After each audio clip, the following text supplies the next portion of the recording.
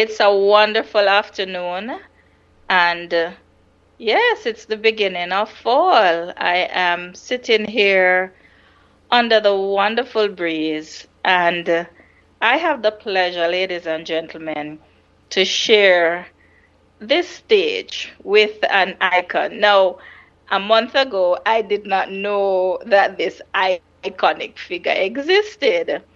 And to my great pleasure, YouTube suggested him to me.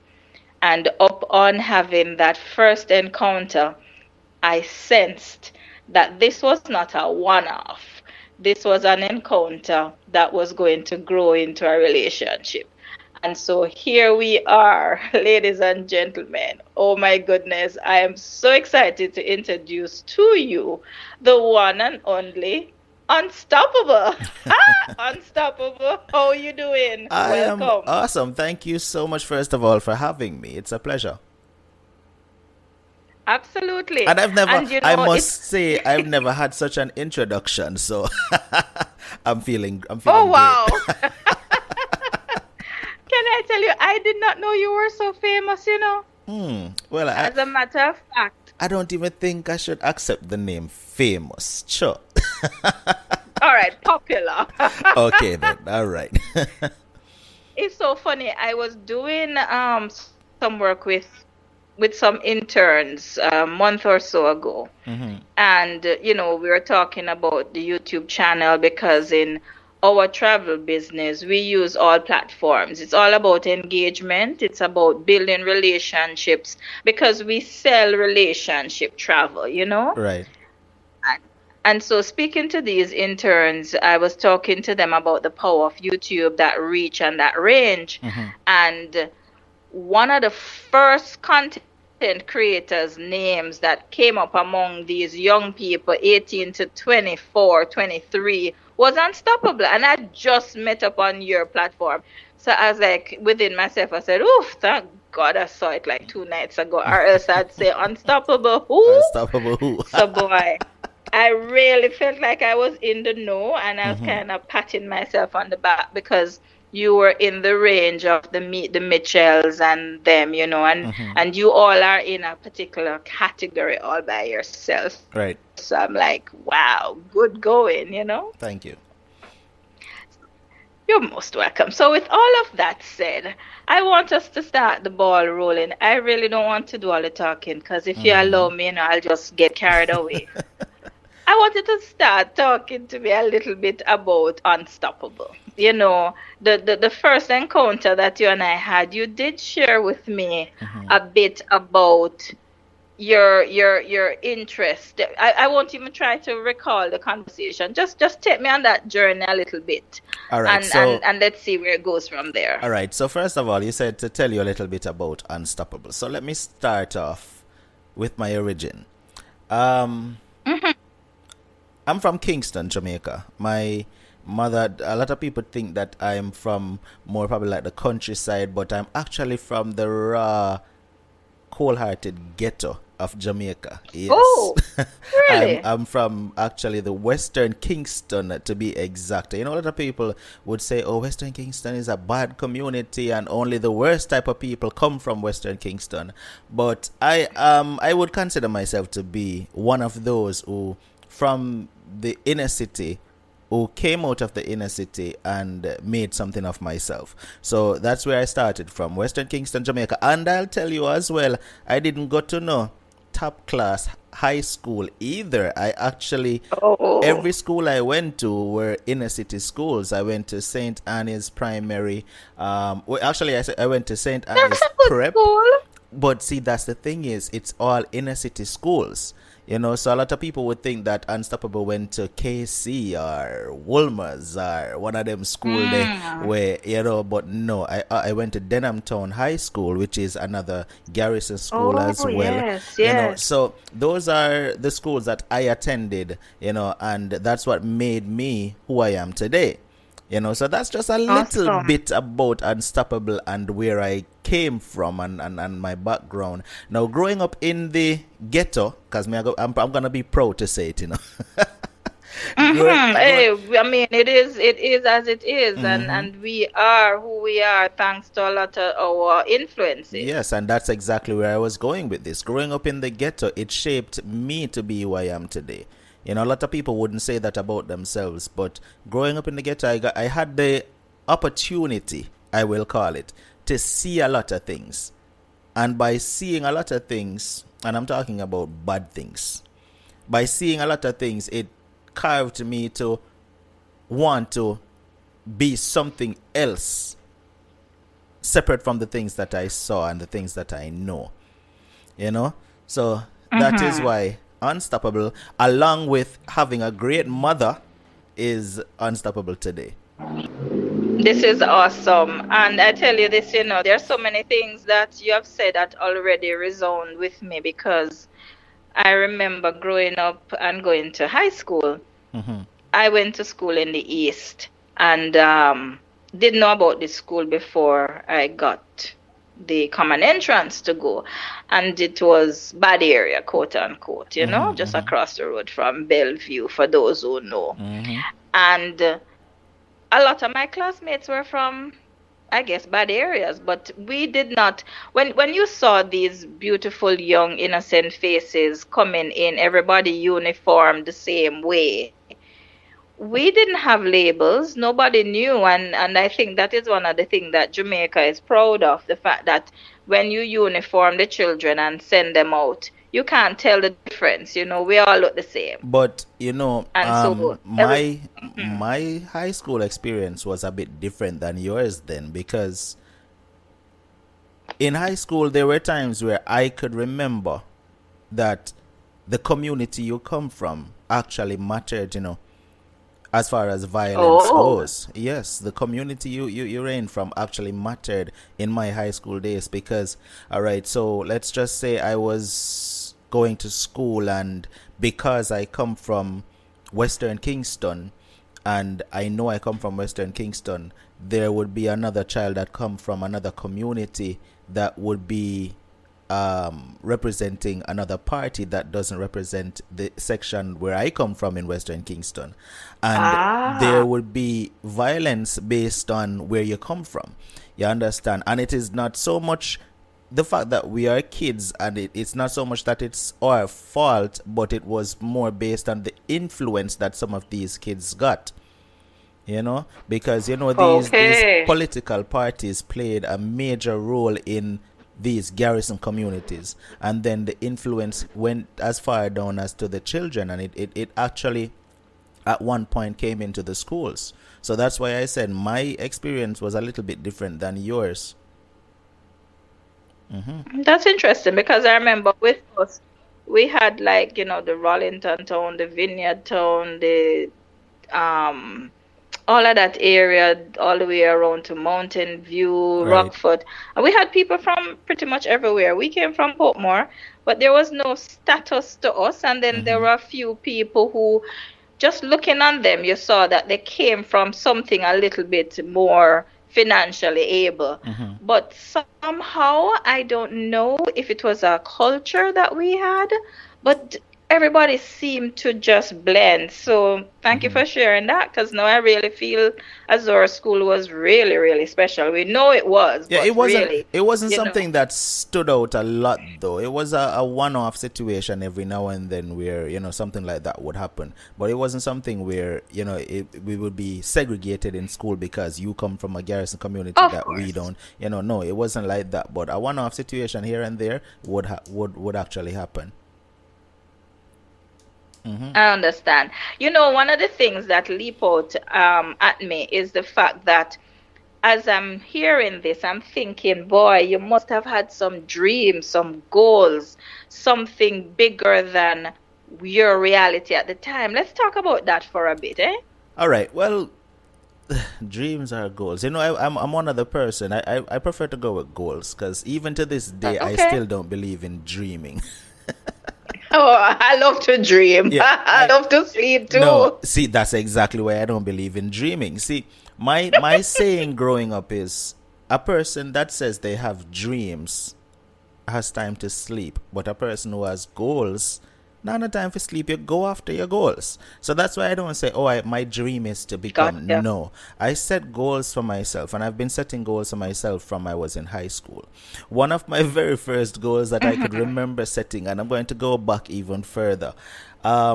My mother wasn't the kind of mother that had it. Let me first start off with that. My mother didn't have it like that. You know, like some kids would have the parents who would get them the most fanciest type of toys and would get them brand new bicycles for birthdays or Christmas. I didn't have that kind of mother. But the kind of mother that I had Okay. was a hard-working mother that made sure that, hey, you're going to look clean enough once you're beard and put on some clothes. The kind of mother I had was the Mhm. kind of mother that made sure that I had food to eat and a roof over my head. That's the kind of mother I had, and I appreciate her for that every day up to this day, right? Now, with me growing up that way, one of the goals that I set for myself, my mother had this black and white TV I could remember. You know black and white TV. You must know. Oh, quite so. Right? And my mother had this black and white TV. In them time they didn't know nothing about remote. So No, you you get up and turn every knob. exactly. And And if the knob pop off, you can't adjust all back. You get the right. pliers. Yes. So my mother had this black and white TV, and I grew up on this black and white TV, right? And if you want to watch a channel, well, we only had two channels as a matter of fact. So if you want, JBC and like, TVJ. So there you go. it wasn't even TVJ yet. CV. Oh, CV. It Oh, was CV. Oh, JBC. It remind was me. JBC and CVM when CVM actually came in. It was Just JBC came and in. CVM. Yes. CVM had just come in. But if you want to change the channel, Mm-hmm. you have to get up and go turn the knob. And she had this buffet. A lot of people right now probably even not even know what a buffet is, right? My mother Yes. had a buffet, and she had this black and white TV, and the TV would sit right on the buffet inside my room. And Oh. I hated that black and white TV. Oh, jeez. I I thought hate you were going to tell us some good Listen, stories I about the black and white hated that TV. black and white TV. And I always said to myself, you know what? And this is why I say I always set goals for myself. I always said to myself, the very first time I am able to earn some money myself, I am going to change out every single piece of furniture that is in my bedroom, right? And Mm-hmm. things I used to hear was about men who grow up and still like at least 20 or 21 or 25 and still living under their parents' roof, and they would be like still sleeping on the very same bed they slept on as a child under their parents' roof. And I'm like, no, that will never be me. And I could remember I got a job before I graduated high school, right? I got a very good job before I graduated high school, and my very first mission that I set out was to make sure that I kept my promise to myself. And my very first paycheck I made, I went and I purchased a brand new bedroom set Wow. and a nice colored TV. Woo! High five. I love And it. I went and I walked in the house and I said, Mommy, this TV gots to go. This bed gots to go. This buffet gots to go. And she said, what you mean? And I pick up everything and I threw them right out straight to the dump. Right? And No, then sir. when mommy look, brand new bed come in, brand new dresser come in, and I'm talking about everything all white. All white big Oh, divan bed, all white I nine like drawer it. dresser with 3 mirror, right? And a Ah, big nice no, colored sir. TV, and mommy looking at me like you can see the proudness in her face, like wow, right? Mm-hmm. So that was the start of me saying, you know what? I set goals for myself, and like I said, I was still in school at the time, but I got a job in school. Now, how that even came about was in school you have practical courses, right? Yes. And my practical was auto mechanics, and which Okay. even though I don't do that right now because I hate getting grease on my hands, Oh Lord. but Mm-hmm. that's a Now I whole see the manicured nails and that's thing. listen, that's Mm-hmm. a whole other story. When I tell you, that is a whole other story. But um my practical was auto mechanic, and we used to have job experience. The school would send you on job experience, and Right. I went on my job experience, and I I did so well. I made sure that I did well. And when it came time for my job experience to end, the manager called me inside his office and he said to me, "Listen, I could give you a job." And I was like, "Really?" He said, "Yes, I love the way how you're dedicated to what you do, and I love the way that everything about you just seemed like the kind of person that we want in this company." And I'm talking about a major company, Nice. This is not no little under tree mechanic shop, I'm talking about a major prominent car dealership company in Jamaica. I Nice. said, "Okay, fine, I would love this job." So immediately I got the job and I just never went back to school. And I was supposed to graduate in a couple of months. But I made the decision. I No was way. like, wait, I was like, you know what? I'm getting a job. I only have a few months left for me to graduate. So I made the decision, hey, you know what? I'm just going to continue working. Now, while I'm there working, making this money feel good, because remember, all my life, I don't know nothing about collecting big paycheck, so, Mm-hmm. so money feel good. One day I was at work and I heard the boss calling out my name over the loudspeaker. So I was like, okay. So I went to the office, and when I went to the office, my boss had this look on his face like he just got a proper scolding. So Oh my. So he said, "Your principal is on the phone." I was like, oh God. Oh, oh. Because everybody knows once you have this principal on the line, that is a serious problem. So Mm-hmm. my principal called me and I picked the phone up and I said, "Hello." And she said, in her exact words, "Boy, what are you doing with your life?" Aye, that's correct. She said, "What are you doing with your life?" And I said, "What do you mean?" My principal's name was Mrs. Thompson. I said, "What are you doing? What do you mean, Mrs. Thompson?" She said, "Listen to me." When she called the company's name and she said, "When they kick you in your ass, Mm-hmm. what do you intend to do without a graduate certificate? Without Okay. a diploma of graduation?" And I was like, because I'm shivering right now. Of course. So Totally. she said, "Listen, I am giving you half an hour to get your butt to this school."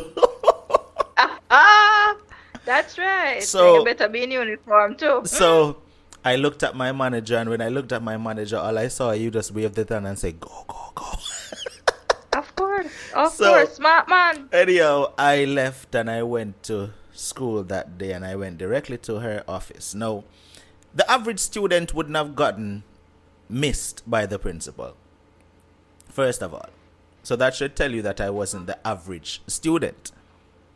Okay, good to So know. when I went there, I went directly to her office and she said, "Sit down." And she said, "I noticed that you haven't been coming to school. That is why I called that company." Right? And Mm-hmm. she broke it down to me and she said, "Listen," she wasn't even mad anymore when I got there. She broke it down to me and she said, "Listen, you need to graduate, right? And I know the money may seem nice to you now, but you have greater potential than what you're earning right now. And if you Mm-hmm. should end up where something happened down the line and you no longer have this job, you cannot get employment anywhere else without finishing school." She explained it to me and I accepted everything she said, and I explained to her, well, I said, "I do understand, Mrs. Thompson. You are 100% correct." And she said, "Anyhow, this is what I will do. You can continue working." I was like, huh? She said, no, she allowed me to continue working. She allowed me to go back to work. And the only leniency that she gave me, however, because if you miss school for a period of time, you cannot graduate, right? Right. Um, you wouldn't make the graduating list. And she said to me, "You could continue going to work. However, you have to be to choir practice every single Thursday evening," because she wanted me to lead the singing for graduation. So I You said, sing. Ah, "Yes, I do." So, So I said, okay. Awesome. I said, Getting okay. good. I went to choir practice every Thursday, but I continued to work. Now, when graduation time came around, I got so much hate from other students because there were students who didn't make graduation because they either didn't get their grades up or they missed classes too many times. I missed Okay. months because like I said, after job experience, I just started working, and they were wondering how is Mm-hmm. it that I wasn't coming to school for over 7 months, but yet still I got to graduate.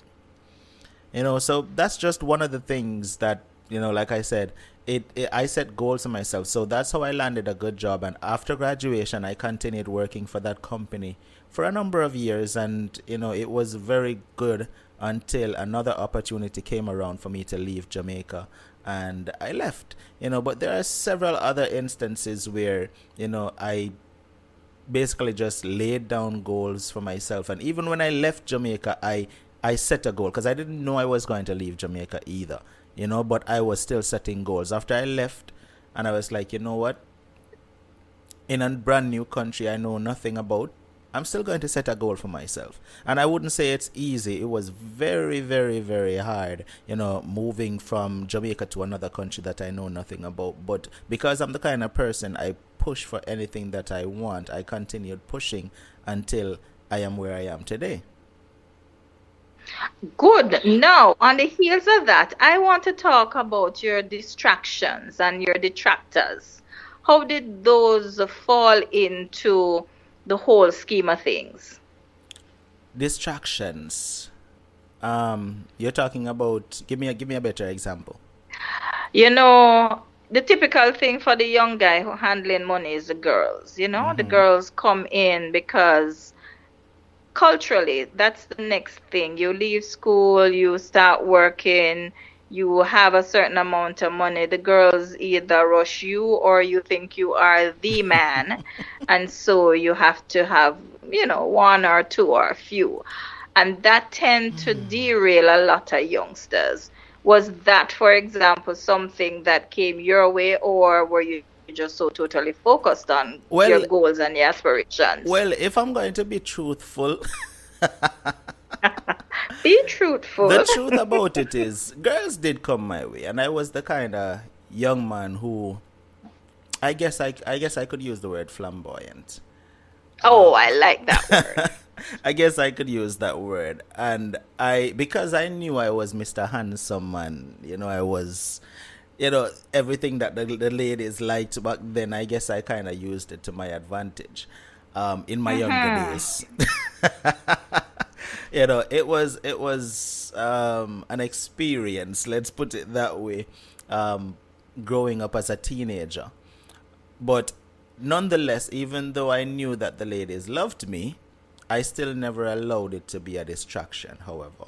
Because Okay. one thing that I always told myself, and even to this day I hold this very dearly. If I'm talking to a female, if I'm involved with a female, that female has to be the type of female that can elevate me to another level and not be the type of female that's going to pull me down, right? So from teenager days, I was like that. I always wanted to be the one who would have a plan to say, okay, you know what? If I have $1, I need to make that dollar into two, and I would put that to my partner and say, what ideas do you have? And I'm talking about from teenage days. Mm-hmm. Every teenager did have them like a boyfriend or like a girlfriend. Yes, I did. so, Of course, of so course. yeah, I always had that mindset. So I never allowed things to really distract me. Well, that is awesome. Now, I would like you to think back, if you can, about one or two things that really threw you off as you started life in a new country, or any funny anecdotes, anything that really stood out as a Jamaican young boy, young man, going into a new culture where pretty much everything is different. Was there anything that stood out for you that made you say, boy, this Well, is really I'll tell you a different? story. I'll tell you a story. And this is something that even this, what I'm about to tell you, made me strong today. When I first left Jamaica, I left Jamaica with, I think I had about 1,000 to 1,500 US dollars in my pocket, right? And Okay. I knew no one when I was leaving Jamaica. I knew no one in the country that I was going to. And when I landed, obviously someone had to work something out for me to get there. Right. The person picked me up, took me to a hotel, and I went to this hotel. The hotel was $80 a night. I stayed in this hotel for 2 weeks, two Wow, I'm full doing the weeks, math. right? And the money was just dwindling down. So if I'm living in a hotel for 2 weeks at $80 a night, the money is going to go very fast because obviously I have to eat. Yes, of course. I was determined that within these 2 weeks I would have been able to find something to do to generate some cash. It was harder than I thought because nothing came around. Mm-hmm. My next objective was to find some place to stay outside of this hotel because I can't afford this $80 every night. So I was out one day and I met this guy and he said, "Hey, you know what? I was telling him the situation and he said, "Hey, I have a room where you can stay, and you could pay $70 a week." And I was like, "What? Yes!" I jumped for that. Now, Mm-hmm. when I got there, it was a two-bedroom house. He lived in one room and he was leasing out the other room, well, subletting out the other room. And it wasn't just to me. There were actually two other guys in the room, each paying $70 a week as well. Oh my So, goodness. so it was me and two other guys living in this one room, and I was like, all right. So what we did, we separate the room in sections. One room, we separate it in sections, and we all lived in there. And I was like, all right. And it worked for me because it was better than $80 a night. And Mm-hmm. I was there for a while and I met this. I was determined that I had to get a job. So I met this guy and he said, "Hey, I can pay because remember, I'm leaving Jamaica. My profession is auto mechanic. So that's the only thing I know." So I was like, all right. I met this guy. He said he has a mechanic shop. When I go into the mechanic shop, it was his yard outside underneath one tree. He does little mechanic work. So I was like, you know what? I can't be picky right now because I need some money. Right. I went there and I started working for him, and he said he would pay me 200 US dollars a week. So I was like, all right, cool. Better than nothing, even though a mechanic Mm-hmm. worth way more than that. I Right. started doing the work, and I'm doing everything. I'm talking about I'm removing and replacing transmission. I'm removing and replacing engines. I'm doing brakes. I'm doing everything. Meanwhile, this dude just gone gallivanting about in business and leave me to do all the work. The Mm. the weekend came now when I was supposed to get paid. He gave me $100. Remember, I'm supposed to get $200 a week. He gave me That's it. $100 and him say, I'll give you the next 100 next week. I was like, all Oh right. dear. Next week came, did the same thing. He come and him give me $100 and say, I'll give you the balance next week. No, that's $200 more me, And I'm like, Mm-hmm. this ain't gonna work because I'm not an idiot. So I never went back. I didn't go back after that second week of him owing me. I went to see him a couple times and I asked him, I said, "Hey, I need that balance of money because obviously every dollar counts because I'm in a country where I'm running low on money." Right. He gave me $100, and to this day I never got the other $100 from him because I just never went back. Because after going back and going back and going back and getting excuses, I was like, you know what, to hell with that.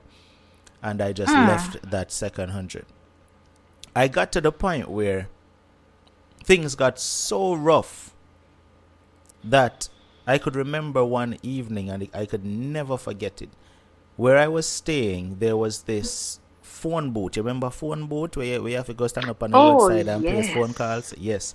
There was this Mm-hmm. phone booth on the corner outside of where I was living. And I could remember one day I was home and I literally had one single dollar bill in my possession. in a foreign country, one single Oh, dollar yes. bill, nothing else. And I was hungry, I was frustrated, I was angry, I was upset, everything that you could think of, I was. And I said to myself, you know what? I have $1 bill. I could use this $1 bill to go in the convenience store next door and purchase a cookie for $1 because I'm hungry. Or Mm-hmm. I could use this dollar bill, go in the convenience store, ask the clerk to change it out for me into some coins so that I could place a phone call. And I chose the second option. I went in, Okay. I changed the dollar bill, and I went to the phone box and I slipped three of them in, three quarters. I slipped them in the box, and I made a call to Jamaica, and I called my mother. When I called my mother, I explained to her everything that I was going through. And I literally was breaking down. And she said to me, listen, if it is that rough, come home. Right? She said, if it is that Mm-hmm. rough, come home. And I looked at, I said to my mother, I said, you know what? No. I know why I left, and I know what I'm working towards. And I look back on that story every single day and look at where I am right now. And it just empowers me even more. That's why when people quit, when people give up, when people say things too hard, I look at them and I say, trust me, only face nothing hard yet. Because I could have given up. I could have said, you know what, when me there at Jamaica, I not bear them hungrier. When me there at Jamaica, I not Mm-hmm. have one single dollar in my pocket. But I didn't give up and say, you know what, I'm going back home. I decided I was going to stick with it. That evening, I went in, and I'll tell you this. After I came off that phone call, it's like my belly full. Never hungry no more. Yes. I came Yes. off the phone and I went inside and I laid down and I went to sleep. And the next morning, I got up and I was like, today I am going to make something happen. And I just walked out of the house and I went walking on the road, and I met every single mechanic shop, every shop that looks like they do some form of mechanic work. I walked in. Now remember, I don't know nobody so I'm just walking in these Right. people place. And I walked in, and when I walked in, I keep asking, and some would say, we don't want nobody to work and this and that. And I could remember I walked into this shop and I asked the gentleman if he is hiring, and he said, no, he doesn't need any help. I was so tired of it. I said, listen, I'll work for you for free. Him say, what? I said, yeah, I'll work for you for free. You don't have to pay me a dime. He said, all right, come tomorrow. Mm-hmm. The shop opens 9 o'clock, and I was there from 6 o'clock that morning, just sitting down by the gate waiting. And when him Okay. pull up and him see me, him say, wait man, you're serious? I said, of course I'm serious. And when I tell you, I went in all out. I went all in on this job. I went every day. I'm a work. I mean, I'm showing this man, listen, you need to have me working for you. And at the end of the week, he looked at me and he gave me $200. Remember, I tell him I work for free, At the end of the week, him Oh, look at me yes. and him give me $200 and him say, even though you tell me, say, you'll work for free, I saw that you're a hard worker and you put in a lot of work. So here, I was too glad for that 200. I Oh, took yes. I can relate. Now listen, I took the $200 and I sent $100 to Jamaica to my mother. The very first $200, Praise God. I sent $100 to Jamaica to my mother, and the next 100, I had to pay a week's rent. So I paid That's right. the $70 out of that, and then I had a balance left from whatever fee I had to pay to send the hundreds. I had probably like $14 or $15 left, Wow. and that had to take me back to work for the following week. I went to work, and the gentleman continued to pay me the $200. But even there, I knew that wasn't the end for me, because I always Right. want better. So if I'm here right now and I'm like, okay, I'm at a good position, I want to be at a better position. So I was there working and he was paying me $200 a week, and I was all right with it because, things I was able to start catching myself now. But every single person that came into that shop who seemed like they were somebody, I would strike up a Mm-hmm. conversation with them. And Of the course. conversation would then lead to, hey, so what is it that you do? What kind of business are you in? And, Of course. you know, Of course. I eventually did that until I met the right person. And he had a car rental company, a very prominent car rental company. And he said to me, meet me tomorrow at this restaurant. And he gave me the name of the restaurant. And he said, meet me there tomorrow morning for breakfast. And I was like, okay. And I went to the restaurant and I met with this man. And he said, listen, I'm going to hire you. And I'm going to hire you to be to service the vehicles, all the cars that we rent. And I was like, all right, great. And he said he's going Mm-hmm. to start me off at $250. Now, it was not much higher than what I was already getting, but it was a less stressful job. Okay. So he said $250, and I was like, all right, then it's still better than 200. I took that job and I was there for quite a while, and I was working, and eventually I left from servicing the vehicles to being the man inside the office of that car rental company, right? Mm-hmm. And while I was there, I started handling the business. I was the one handling the money. I was the one handling the contracts. I was the one in charge of that car rental company. So I'm saying all this to say that with everything that was happening to me, I never allowed obstacles that came in my way to stop me. And I moved on from that car rental company to bigger and greater things, until I started my own business, and started to hire my own people, So a lot of things happened in my life that, took me from one place to the next. No, there is something that I like to talk about, Mm-hmm. and that's feel good. And even though it might seem as though it's a big segue, it really is not. Mm-hmm. Because I want you to now get into the emotional side and talk about the feel good that you got as you watched yourself progress and started to fulfill your goals. Well, the good thing is, every day feels good. Because once you I once love it. yeah, once you've gotten to that point where you can see that, hey, you look back and see, this is one of the things that I say to people too. If you can't remember where you're coming from, then you being successful, there is no fun in it. Because you have to be able to look back where you're coming from and be, hey, I can remember the days when me never have no money, but look at me now. I can remember the days when me only Mm-hmm. did have $1, but look at me now. I can remember the days when me couldn't find food to eat, but look at me now. So those are the things that brings the feel good in, because you can feel good in yourself to know that you dig yourself from the gutter and be able to stand tall, right? So definitely there are several moments where I feel good about myself. Not saying that there are not times where I feel like I could have been even better than I am now, but I'm human. And I'm the kind of human that I believe in greatness. I don't believe in stopping one place and thinking that is it.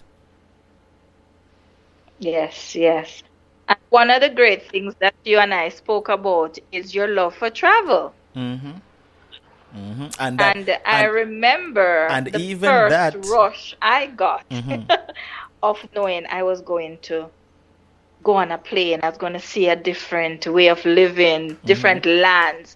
Let's talk about your travels for a bit. All right. So even that could be related to what I said just now about being able to look back at where you're coming from, and just being happy about it. Remember, when I said to you that I was here and I decided I'm not giving up and I'm not going back home, right? If I Mm-hmm. had given up and gone back to Jamaica, I probably would have still been stuck in Jamaica.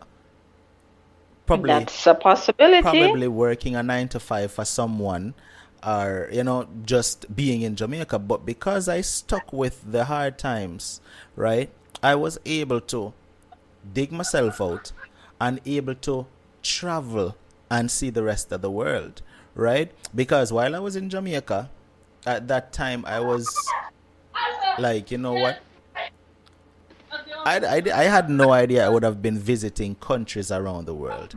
But leaving Jamaica and going Mm-mm. someplace and starting a whole different life gave me that opportunity. I've visited several countries so far. I've been to Puerto Rico. I've been to China. You know, I've been to a lot of countries around the world, and every single country that I go to, I look at myself and I said, yes, I'm proud. You know, I visited Puerto Yes. Rico, and even though Puerto Rico is a part of the States, it's kind of different. I don't know if you've ever been to Puerto Rico. Have you? I have, and I actually love it because, as you know, I have that strong Spanish influence. Mm-hmm. And for me, it was exciting because I realized I was where there was a taste of Spain in the Caribbean. So that Mm-hmm. was great for me. For me, I, it I learned wasn't. mofongo, how to cook it, and the whole nine yards. So For, yes, for, love Puerto Rico. for me, Puerto Rico wasn't all that though, to be honest. Well, I'm a history culture buff, Hmm. so there you I go. did visit the castle. I visited one of the things I didn't like about Puerto Rico is their beaches, however. Oh well, nowhere quite compares to what you're used to if you happen to be Jamaican, and I say that with no apology. But Puerto Rico is a beautiful island, however, but for me I wouldn't go back a second time. But yeah. But All right, however, point taken. on the flip side, I visited China and China was awesome. Now I'll tell you this. We've always heard rumors that Chinese people don't like black people. No, I don't know that to be true or false, but on my visit, I didn't get that. Now maybe it's because Okay. I visited the city, and you know the city would obviously be the tourist section, but I didn't get Mm-hmm. that at all. I was in Beijing, and while I was in Beijing, I got the utmost respect as a black person, to be honest. Okay. You know, they called Okay. me sir, they opened my door, they lift my bags, and that's, Hey, that's you awesome. know, that's what I'm talking about. And one of the things that I heard about China when traveling to China is that they are fascinated with black skin. I heard that, and I proved Mm-mm. that one to be true. Okay. I proved that one to be true. Um, I heard that they would want to take pictures with you just because you're black, and so, and that actually did happen. I would be on the road, Mm-hmm. and couples would just walk up to me and ask me to take a photograph with me, and I'm like, okay. You know, I felt like I was LeBron James or somebody. Oh. You know, but yeah, if anybody wants to visit China, definitely go to Beijing. You will have fun. However, one of the drawbacks was, nothing is wrong with the Chinese food, don't get me wrong, but one of the drawbacks for me was I had a problem with the food. That was the only Okay. problem. You know, I stayed at a semi Western type hotel, so they served the Western food. Thank God for Right. that, because I probably would have starved for the 2 weeks I was there. Oh dear. Um, I have a horrible one night though. One of the nights out of the 2 weeks was horrible. I I went out for the entire day that day, and I didn't get back in time for when dinner was going to be served in the hotel. And the kitchen was already closed when I got back in. So I was like, okay, then I'll just probably go on the street and see what I can find. I went and I walked and I walked and I walked until I finally came upon something familiar, which was a KFC. Oh no. Now, when I got to the KFC, I stood outside. Now, I'll ask you this question. Anywhere in the world you are, well, let me not even use anywhere in the world. If you're in Jamaica or if you're in the US or and you see a KFC, what is the first thing you notice? The Colonel's face. Okay, what is the second thing then? Chicken. The smell. Of course. Well, oh, yes, you're right. You're Right. right. The smell is supposed to pull you in. The smell is the first thing you notice anywhere a KFC is. Now, I was standing Mm-hmm. in front of this building in China and I could not smell anything at all. Red flag. And I found that to be weird. So I was like, okay, maybe they have some unique ventilation system that doesn't let the scent to come out, doesn't allow the scent to come outside. Right. So I said, all Right. right, let me walk in. When I walked inside, very same problem. No scent Oh of dear. KFC at all. And I was like, oh, hell no. That's not going to happen. I'm not eating this because I'm looking at them dipping the chicken, but I'm not smelling any chicken. Oh no. Oh, so it might not even be chicken. So Hmm. I was like, all right, let me keep walking the stretch.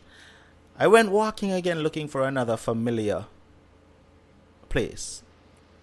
I came up on a McDonald's. And I was like, all right then, I know McDonald's. So I went, stood outside, very same problem. Couldn't smell nothing. Oh dear. Walked inside looking at them flipping the burgers, couldn't smell nothing. I went back home to that hotel room and I grabbed 2 apples from the lobby and I went. You are not an adventurous man. Oh my And goodness. that is, trust me, I wasn't gonna be that adventurous to find out what that was they were cooking up. I went Oh. back and I ate So those there, two now, apples and now, went to now sleep. you cannot tell me about your encounter with possible spring chicken or something else exotic like that. No, no, no, no, no, no, no, no, no. That I can never talk about because I would never eat it. First of You all, know, first of all, I go can't ahead. I can't stand frogs. If I see a frog right now, I'm distancing myself. Not that I'm scared of it, That makes but two I of us. don't like them. I had this friend that a frog literally jumped in his face one time, and it was Oh dear. horrible. Like I can only imagine that would have been. the frog literally jumped right head on in his face and sat on his face for the longest and then just jump off, and you could literally see every slime from underneath the belly of the frog Oh, running down my oh, friend's face. oh, that is nasty. Ugh, right there. That's wrong. Mm-mm. Yeah, so just imagine me talking Got about you. eating a Got you. frog. Never see it. But trust me, the experience. I went Man, to the glass bridge. I walked the glass bridge. It was beautiful. did you? Oh my. While other persons were crawling on their knees and screaming and scared, I actually was walking past them, and it was fun. It was awesome. If you ever go to China, you should walk the glass bridge. You know, there is a skywalk, it's called. There's several, and I think this is becoming a more popular thing. I know there's a sky bridge in somewhere outside of Banff in British Columbia, Canada. And then they're doing it pretty much everywhere. Now on MSC there is a skywalk which is I think about deck 8 and it's suspended right over the sea. And you're walking and it's all glass and as you're looking down you're just seeing the sea below. And so I can only imagine. I did that. It was a little bit terrifying, but I did it because my thought process is you only live once and I hate living with regrets. Listen, So I have done that and I can imagine it might have been something similar to that one there in China, eh? there is not much I wouldn't do. I intend to do bungee jumping one day. I intend to jump out of a plane. I intend to do all Of those course, why things. not? As soon as this whatever virus is that they're talking about ends next year, my plans are to go walking with the lions and the giraffe and the elephants in Africa. And I'm looking at probably like around September of next year. So hopefully all this is over with, and that's where I'll be for September next year. A birdie came close to me and hinted that you are a September born. Is there any possibility to that truth You know or to that that statement, that thought process? you heard me say something like that on the show. Say a birdie. And I did not, I must confess, I did a little math. Because on your show, you did say something to someone, and the whole time frame Mm-hmm. kind of lined up. So without even knowing you personally, I am already filling in the blank spaces of the personality type that I'm speaking to. So I'm understanding you very well, Yeah, I'm a quite Virgo. so. I just celebrated my birthday a couple of days ago, I could call it. I'm actually on the 17th. Okay. Yeah. All right. So we share the same birth month, and if you're into the whole signs, the same sign, and heaven knows there might be a few other things we share as our journey continues, eh? We'll find out more. We'll find out. You know, how I want us, there are two things that we should never close this chat without speaking about. Mm-hmm. The first one is how travel has enriched your life. Well, And the traveling. second, yeah, go right ahead, Right. and Let then me I'll let give me you the answer the second first one. after. Right. Traveling enriched my life because it taught me about different cultures for one, and it opened my Hmm. eyes to see greater things. Because, to be honest with you, the first travel was leaving Jamaica, and if I never traveled and left Jamaica, I would have never known that things could be better on the other side of the world. Because I would have Hmm. been stuck in that same mentality of never leaving Jamaica and never seeing anything else. So that's how travel has changed my life, because it gave me a different outlook on a lot of things. There are so many, and then being raised in the garrison, again, I keep stressing that being raised in the garrison, there are certain things that you think are normal, like, for example, Yeah. hearing your neighbor go out a door and scream, "Hey, wagwan girl!"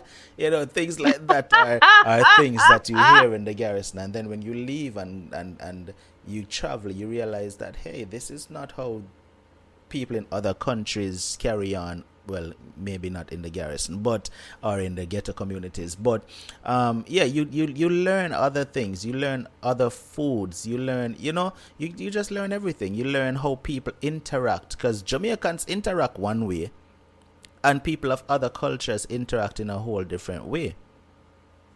Yes, that is true. So that is how travel has definitely enriched my life, by teaching me new things. And I tell you this, just to piggyback on that, there are persons even to today who do not believe I am Jamaican Mm-hmm. based on how I speak. Um, and the fact that I speak several other languages doesn't help either, based on my thought processes, my ability to reason and even to critically assess situations. I guess I do not fit into the mold of a stereotypical Jamaican. Mm-hmm. And I have learned too over the years not to do the stereotyping, because even though we are a small country, we're such a diverse country, between the ethnicity and there's just so much diversity that out of many really make us one people. Mm-hmm. So I found that to be very, very interesting, but for sure, as you have said, if I were to ever take over that sort of conversation, traveling has impacted the lives of everybody I Mm-hmm. have ever spoken to, Mm-hmm. It definitely and has to. usually for the better. Yes, it has to. I mean, if you're the kind of person that wants to travel and see the world and not absorb the difference that comes along with it, what's the point? I know, right? I want to absorb. I want to absorb a little bit of every culture that I get to see. I totally agree. And even though I said there were two things, I totally forgot that we never spoke about your singing. Oh, the Maybe singing. you should sing me something. All right. So there was a point in my life where I actually used to sing professionally, professionally recorded songs Wow. and released and all of that. And these songs are actually coming back around right now, seeing that Unstoppable got so popular, as you said. There are a lot of people who are reaching out to me and being like, hey, I found out that you sang this song, and and it's actually getting a lot of plays again, especially in the Oh, UK and wow. places like those. I have a song that's called When It Rains, It Pours, and that's one of my most powerful songs. Is And I, that gospel? no, it's not a gospel song, but it could be interpreted as a gospel song based on the words. Okay, okay. Yes. Hmm. In fact, let's see. I'll give you a little piece of when it rains, it pours. Yes, please. And this you'll understand why it could be interpreted as gospel, but it's not. And it starts a little something like this. Oh God, please hear me. Please hear me when I cry. My Lord, please guide me. Please guide me on my way. Them come disconnect my light today because the bill I can't afford to pay. My landlord come check me that very same day and said, Mr. Brown, you need to leave my place, cause you owe 3 months rent and it's obvious you cannot pay. Plus you just get laid off today. Now my son's school a call me them same school fee for pay. Why does it pour when it rains? When it rains, it pours. When it rains, it pours. When it rains, it pours. I can't take no more. But Father God, me nah go make it stress me out. Nah go make it get to me. All I'm gonna do is hold the faith. Even though I know my bills is stacking up and piling, I am gonna trust in you. Lord, I'm gonna trust you'll make a way. You tell me by the sweat of my brow I shall eat bread. So I'm putting in this work to eat some steak. You never give a man more than he can bear. Lord, I don't know how much more I can take. Father God, I'm begging you to guide me on this journey. Please guide me while I tread this rocky road. And Father God, I'm begging you for strength and protection. Give me strength while I carry this heavy load. When it rains, it pours. When it rains, it pours. When it rains, it pours. I can't take no more. And that's just a little piece of it. Oh, I love it. Is it streaming on iTunes? Where can we get it? Well, as of the moment, it's on every streaming platform that you can find it, and it's actually under Andre Motive and not Unstoppable as yet. I'm in the process of the name change. All right. Wow. I love it though, and I'm not just saying it for you to feel good. Yeah, that is I actually, like I like said, it. one of my most powerful songs that I've ever written, and it's actually getting a lot of love. It has been getting a lot of love over the years. Like I said, I wrote this song about, believe it or not, about 4 to 5 years ago, and it is This is really picking up wonderful. some traction again right now. This needs to be in my arsenal of motivational songs because it speaks so eloquently to just life, you know what I mean? Yes, it's a reality song that everyone could relate to, and Yes, that I is why love it it. was I written. I certainly need to own it for sure. I shall be owning it today. Alrighty. And so, as we bow out gracefully, we cannot close today's podcast without speaking about your YouTube channel, your program, the fact that you're live. And that was one of the things that kind of got my attention. You're live, you're doing this, you're engaging persons, you're talking about matters of the heart. So, take it in whatever direction. Let my listeners know about Unstoppable. Let them know about the program. Put whatever information to make contact with you and to be a part of your live stream. Just take it away right now. Well, first of all, the program is called Unstoppable Live, and it's a talk show that airs on YouTube only, and Facebook, I should say. Sorry, YouTube and Facebook only for now.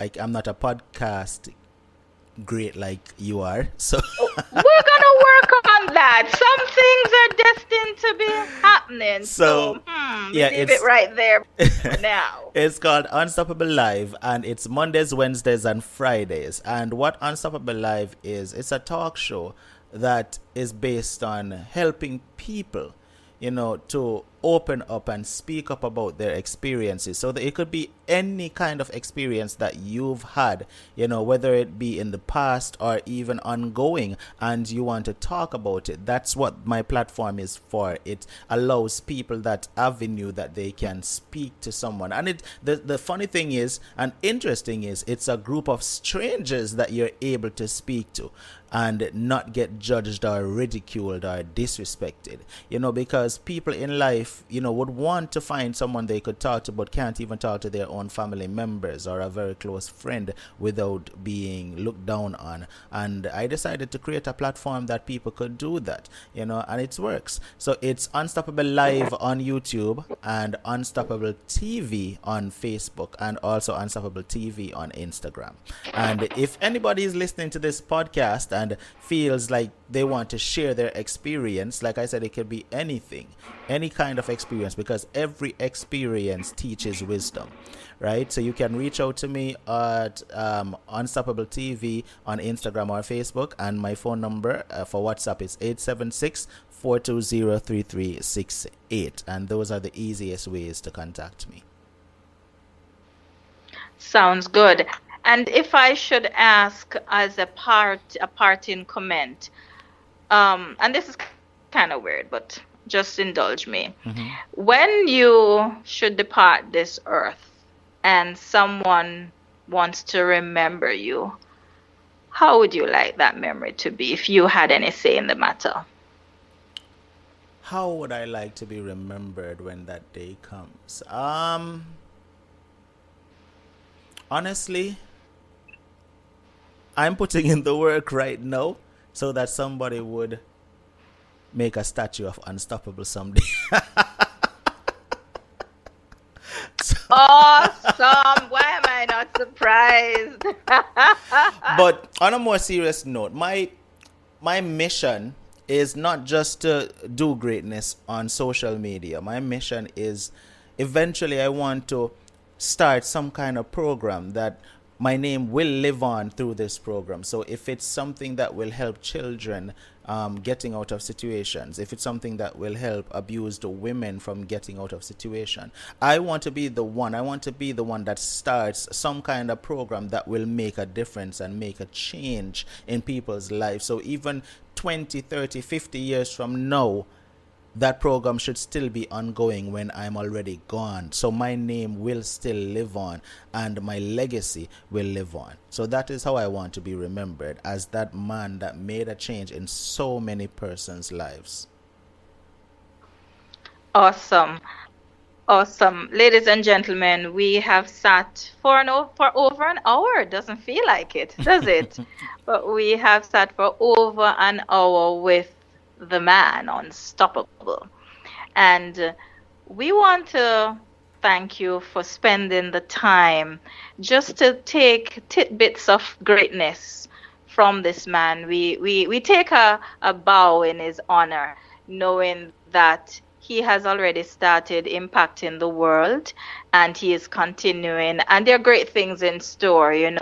And so as I met him quite by chance, and as I have learned over the years that nothing in my life is quite by chance. It's ordained. I am very happy that we were able to share stage, and last night we shared stage on the flip side where I was able to give my story. And so we do have that, of course, available on our Share Fantastic. We do have, well, he has it. Sorry, let me switch this around. So it is available for you on his Unstoppable YouTube and Facebook for Unstoppable TV. And absolutely amazing, absolutely wonderful.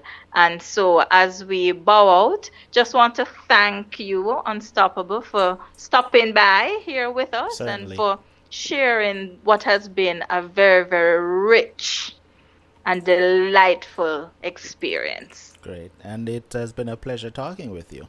I did enjoy our over an hour conversation. Indeed, indeed. Ladies and gentlemen, it's a sweet life, and the Sweet Life Travel Podcast has had the distinct pleasure of coming to you another time from up in the hills, looking over the greatness of creation. And at this point, we say, ciao for now.